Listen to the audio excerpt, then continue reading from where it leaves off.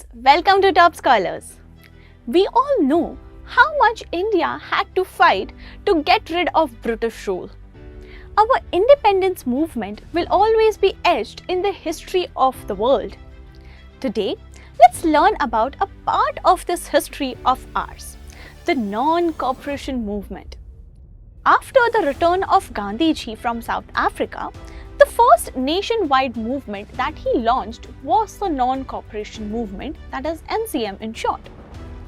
The year was 1920 and this movement emerged as a powerful response to all the grievances and disillusionment that had piled up among the common people.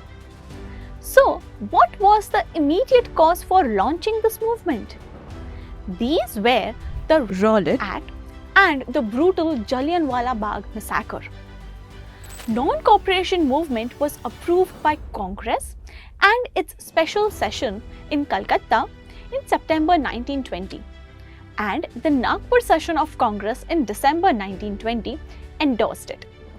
Mahatma Gandhi had conducted localized movements such as Champaran, Kheda and Ahmedabad and had attracted the masses throughout the country.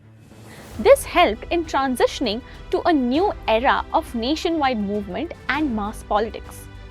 Let's look at some of the causes of the non-cooperation movement. There was high inflation, heavy taxation, and forced cultivation of cash crops. British went back on the promise to consider nationalist demand in exchange for Indian support in the First World War. Montagu-Chelmsford reforms in the form of the Government of India Act 1990 were disappointing and unsatisfactory to the Indian leaders. Rowlatt Act, which was passed in the year 1990, allowed for the arrest and detention of Indians without trial. This instigated the nationalists to launch Satyagraha. Now, let's look at some of the features of the non-cooperation movement. Surrender of titles and honorary positions, resignation of membership from the local bodies, boycott of foreign goods, courts, government functions and legal practice, government schools and colleges, the boycott movement against the liquor and toddy shops, establishment of national schools, colleges and private panchayat courts, popularizing Swadeshi goods and khadi, encouragement of Hindu-Muslim unity, promotion of charkha and khadi, jail bharo andolan by Congress volunteers. Mahatma Gandhi announced the Tilak Swaraj Fund, which aimed at collecting ₹1 crore to aid constructive work.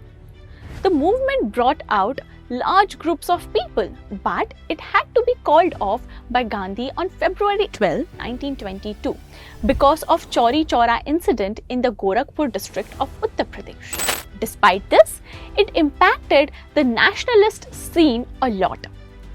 Now, people had experienced a sense of united efforts and it paved the way for many other major movements and eventually the independence of our country. With this, students, we have come to the end of this topic. Now, let's try to answer some questions. First, when did the non-cooperation movement start?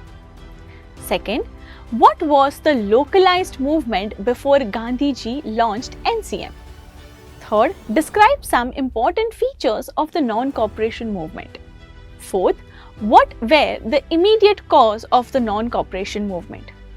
So I hope this was helpful and you have understood it well. Until next time, students, thank you and happy learning.